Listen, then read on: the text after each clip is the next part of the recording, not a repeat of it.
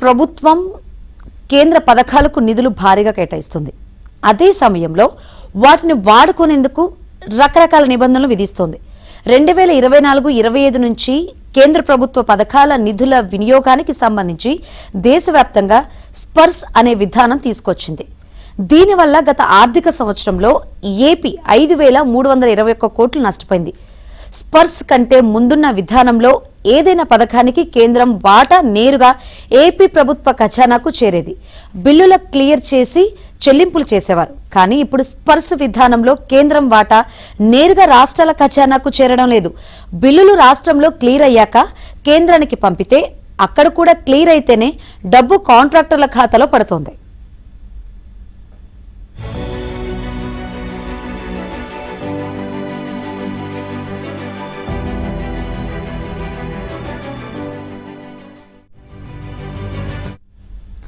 ఇంతవరకు ఓకే, కానీ కేంద్రం ఏపీకి కేటాయించిన నిధుల మంజూరు, రాష్ట్రం ఇచ్చే BRO, technical bids, financial bids, court కేసులు, ఇతర వివాదాలు దాటుకొని ఏ పథకమైనా అమల్లోకి వచ్చేసరికి డిసెంబర్, జనవరి వస్తుంది.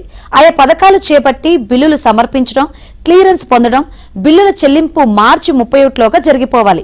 లేదంటే కేంద్ర నిధులు రావు. 2025-26లో చాలా పథకాలు నిధులను కేంద్రం జనవరి తర్వాత మంజూరు చేసింది. మార్చి 31లోగా బిల్లులు పెట్టడం కష్టం. దీంతో ఏపీ చాలా వరకు నష్టపోతుంది.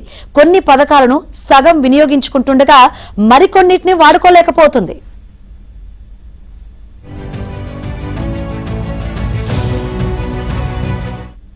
రెండేళ్ల నుంచి ఈ పథకంలో అమల్లో ఉంది. అయితే ఇందులో ఉన్న లోటుపాట్లు, సవాళ్లు రాష్ట్ర ఆర్థిక శాఖకు తెలుసు. అయినప్పటికీ గత ఆర్థిక సంవత్సరంలో వాటిని అధిగమించలేకపోయింది. సీఎం చంద్రబాబు ప్రతి సమావేశంలోనూ ఢిల్లీ వెళ్లి నిధుల వినియోగానికి మార్గం సుగమం చేయాలని ఆదేశిస్తూనే ఉన్నారు. కేంద్రం కేటాయింపుల్లో ఒక్క పైసా కూడా వదలకూడదని చెప్తూనే ఉన్నారు. ఈ మేరకు ఆర్థిక శాఖ మంత్రి, అధికారులు ఢిల్లీ పర్యటనలు చేస్తున్నప్పటికీ ఆశించిన ఫలితాలు మాత్రం రాలేదు. గ్రాంట్లు ఆపేసి శాసకీయ రూపంలో అప్పు రాష్ట్ర ప్రభుత్వాలు వివిధ మార్గాల్లో తెచ్చిన అప్పులన్నిటినీ అభివృద్ధి కోసం కాకుండా రెవెన్యూ ఖర్చులకు దారి మళ్లిస్తున్నాయి.